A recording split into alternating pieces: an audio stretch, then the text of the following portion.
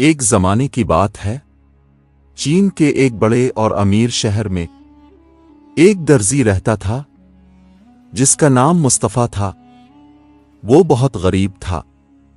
وہ بمشکل اپنی روزانہ کی محنت سے اپنا اور اپنے گھر والوں کا گزارا کر پاتا تھا، جن میں صرف اس کی بیوی اور ایک بیٹا شامل تھے۔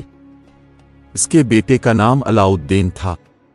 وہ بہت لاپرواہ اور سست لڑکا تھا۔ وہ اپنے باپ اور ماں کی نافرمانی کرتا تھا اور صبح سویرے گھر سے نکل جاتا اور سارا دن گلیوں اور عوامی مقامات پر اپنے ہم عمر آوارہ بچوں کے ساتھ کھیلتا رہتا تھا۔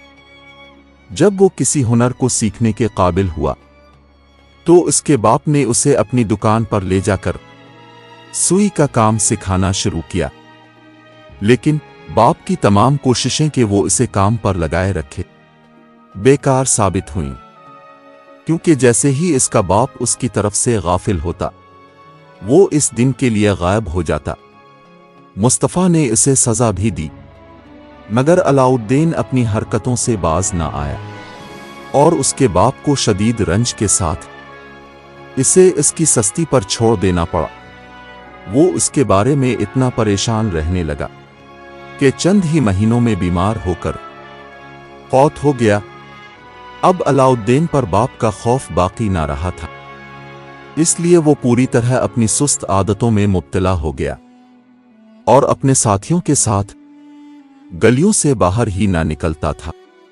وہ اسی روش پر 15 برس کی عمر تک چلتا رہا۔ نہ اس نے کسی مفید کام کی طرف توجہ دی اور نہ کبھی اس بات پر غور کیا کہ اس کا انجام کیا ہوگا۔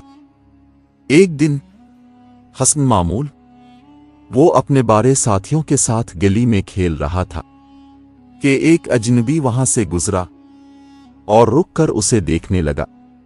وہ اجنبی ایک جادوگر تھا جو افریقی جادوگر کے نام سے جانا جاتا تھا، کیونکہ وہ اپنے وطن افریقہ سے صرف 2 دن پہلے ہی آیا تھا۔ افریقی جادوگر نے علاؤالدین کے چہرے میں ایسی بات دیکھی جس سے اسے یقین ہو گیا کہ یہ لڑکا اس کے مقصد کے لیے موزوں ہے۔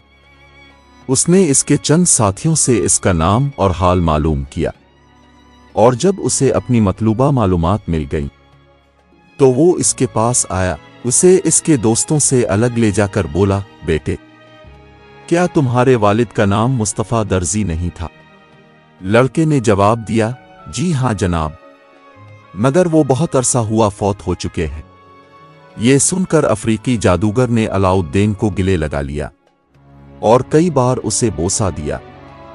اس کی آنکھوں میں آنسو تھے اور اس نے کہا، میں تمہارا چچا ہوں، تمہارے نیک والد میرے اپنے بھائی تھے، میں نے تمہیں پہلی نظر میں پہچان لیا، تم بالکل انہی کی طرح ہو۔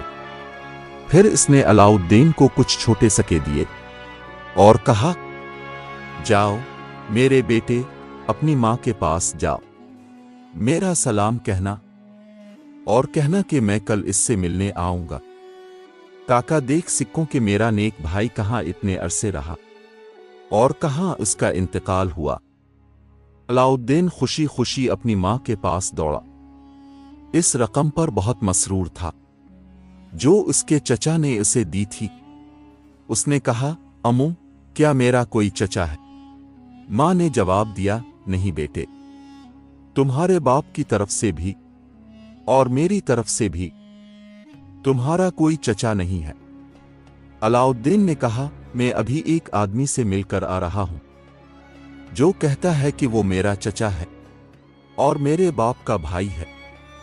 جب میں نے اسے بتایا کہ میرے باپ فوت ہو چکے ہیں تو وہ رو پڑا اور مجھے چومنے لگا، اور اس نے مجھے پیسے بھی دیے، آپ کو سلام کہا اور وعدہ کیا کہ وہ اب سے ملنے آئے گا تاکہ وہ گھر دیکھ سکے جہاں میرے باپ نے زندگی گزاری اور وفات پائی۔